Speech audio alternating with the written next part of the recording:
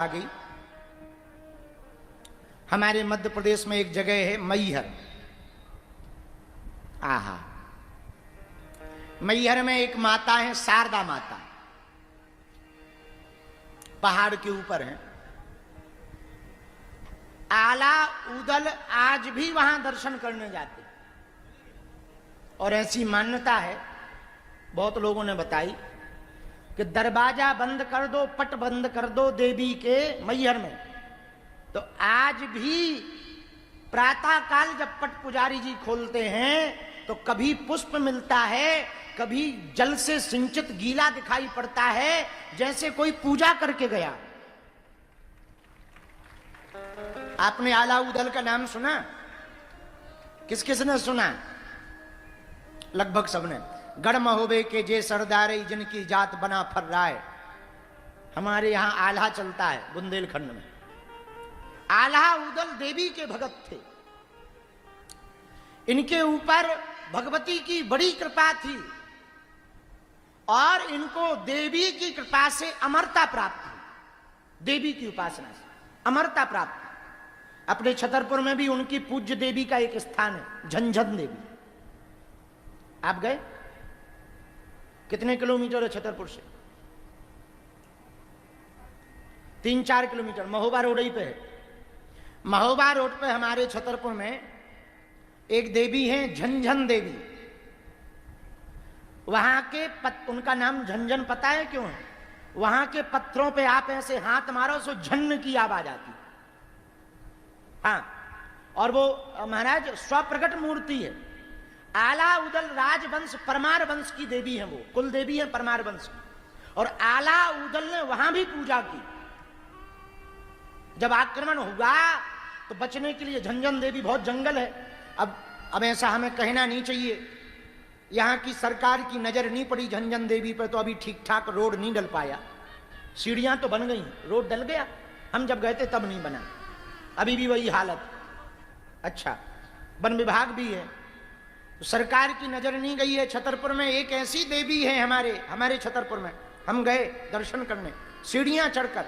वहां कुंड है छोटा सा और पहाड़ी के ऊपर, और आप सुनकर आश्चर्यचकित करेंगे, लगभग 300-400 सीढ़ियां हैं और 400 सीढ़ियां ऊपर छोटा सा कुंड है। कैसो सूखा पड़ जाए कुंड का पानी नहीं कमता है। और पत्थर में देवी है, उनका नाम है झंझन देवी। क्या नाम है? बोलो। झंझन देवी। आज तो संपूर्ण दमघोष पुत्र शिशुपाल के वंशज आए हैं। हमारे बागेश्वर धाम पे कहां गए? जितेंद्र भी थे, यही है। आज बागेश्वर धाम पर, और हमको प्रसन्नता है कि भूमि पूजन में हम गए थे। हमारे हाथ से भूमि पूजन हुआ, इस बात की हमको प्रसन्नता है। तो हमारे छतरपुर में जो हम सुना रहे थे वो सुनो। हमारे छतरपुर में झंझन देवी है। कौन देवी? झंझन देवी। ये आला उदल परमार वंश की कुल देवी है, पत्थर पर उकरी हुई है। उन्हीं आला उदल की आराध्या शारदा माता है जो मैहर में। आहा, आज से लगभग 200 साल पहले जो क्षेत्रीय कथा प्रचलित है वो सुना रहे।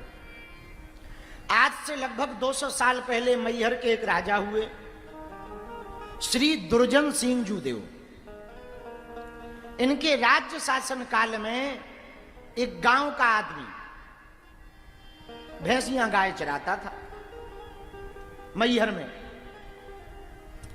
मैहर के पास उसका गांव था, रोज गाय भैंस चराने के लिए जाता था।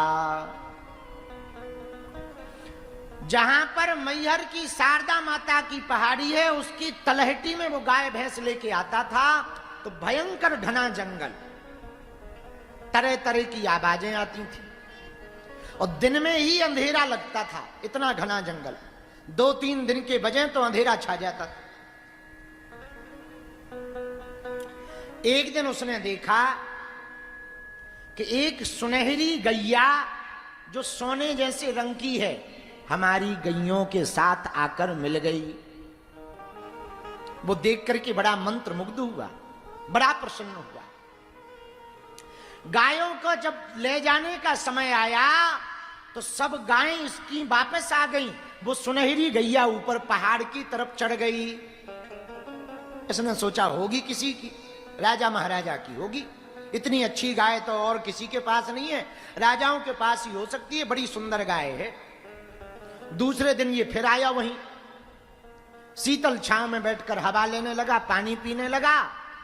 फिर से वो सुनहरी गैया आई और इसकी गैयों के साथ में मिल गई, वो खूब चरने लगी। ये कभी उस सुनहरी गैया को छुए, कभी पूंछ पकड़े। आहा, ऐसी सुंदर गाय इसने आज तक नहीं देखी। और दूसरे दिन भी वो गाय ऊपर पहाड़ की तरफ चली गई, ये वापस आ गया। तीसरे दिन इसने अपने माता पिता को बात बताई। बोले देखना वो गाय जाती कहां है। सीधा साधा आदमी, बुरा ना मानना।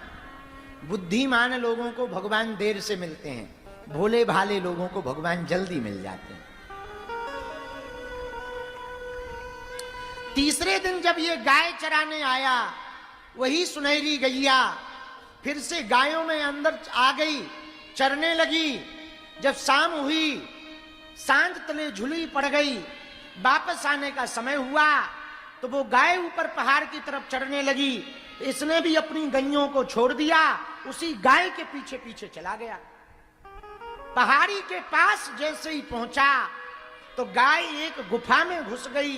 गुफा में घुसती हुई गाय को देखकर जैसे ही ये अंदर जाने लगा तो कमर झुकी हुई, सफेद सफेद चमकीले बाल, एकदम बूढ़ी सी माता हाथ में लठिया टेके हुए बाहर निकल करके आ गई। इतने भयंकर जंगल में इसने पूछा, माता जी तुम कौन हो, इतने जंगल में क्या करती हो? उन्होंने कहा, बेटा इसी पर्वत पर मेरा निवास है, मैं जंगल में ही रहती हूं। अच्छा मां, सुनो माता जी, सीधा साधा आदमी, पता तो उसे था ही नहीं कौन है। सुनो, 2-3 दिन से हम तुम्हारी गाय चरा रहे और हम चरवाए हैं पक्के। गाय चराने का हम आमदनी लेते हैं, कुछ दो। 3 दिन हो गया गाय चराते चराते, मेहनताना मजदूरी दो। माता जी बोली, रुको अभी ला रहे। कुछ लिए हो तुम? हाँ, तौलिया लिए हैं, लाओ। वो एक सूप लेकर आई। सूप में उसे लगा जौ हो। शाम पड़ गई थी तो उसने ठीक से देखा नहीं, पूरा सूप इसकी तौलिया में उड़ेल दिया। इसने माता जी को कहा, अच्छा माता जी तुम्हारी गैया लेट आती है, कल टाइम पे भेज देना। ठीक है भैया। सीधा आदमी घर आया, बोले आज हमने पता कर लिया, वो जो गाय हम रोज चराते थे एक बूढ़ी माता जी की है, वो जंगल में रहती है अकेली, पागल है। अब बताओ, कोई जंगल में रहता है अकेला? लेकिन वो रहती है, पागल है पक्की। लेकिन हम भी आज मेहनताना ले आए, फ्री में नहीं आए, क्योंकि 3 दिन हमने गैया चराई है, मेहनताना ले आए। देखो क्या मेहनताना लाए। पत्नी ने तुरंत पोटली खोली और जैसे ही दिया के अंधेरे में, उजाले में, दिया के उजाले में जैसे ही पोटली खोल करके नीचे उड़ेली, पूरे हीरे जवाहरात सोनी बन करके बिखर गए, स्वर्ण मोहरे बन करके बिखर गई, हीरे जवाहरात बनकर बिखर गए। चौंक गया, अरे राम राम राम। पत्नी बोली, ये कहां से आए? बोले हमें क्या पता, उसी ने दिया, जवा जौ कह के दिए हैं, जवा है जौ। आंखों से आंसू आ गए। सोचा इतना धन मिल गया, राजा को पता लगेगा, फांसी पे चढ़ा देंगे। पूरा धन इकट्ठा किया, कुछ चोरी से धर लिया, ये खर्चा में काम आएगा, बिटिया के ब्याह में काम आएगा। दूसरे दिन पोटली राजा के पास पहुंच गया, महाराज अमुक अमुक जगह पर ऐसी ऐसी माताजी ने हमको ये दिया है, आप इसे स्वीकार करो। राजा ने तुरंत नक्शा लिखवाया और बोले, सुनो कल तय के शाम हो गई, आज बेचारा गैया चराने नहीं जा पाया। रात को स्वप्न में मां शारदा देवी के दर्शन भय। सुन राजा, यहां भीड़ को मत भेजना, ये किसी और बूढ़ी माता का स्थान नहीं, मैं आला उदल की कुल देवी शारदा माता हूं, मेरा यहां पर स्थान है, और तुम भक्त बन करके आना तो आना, वरना मत आना, वरना साम्राज्य नष्ट कर दूंगी, तेरा राजपाट सब नष्ट कर दूंगी। और सुन, जो राज खाने में अपने राज के कोष में तूने सोना चांदी कल जमा किए हैं, वो भी दे दे वापस उसको, और उल्टा अपनी तरफ से दे देना, वरना खटिया खड़ी कर देंगे। इतना कह के देवी अंतर ध्यान हो गई। राजा को रात्रि में ही सपना टूट गया, और जैसे ही सपना टूटा, आहा हा,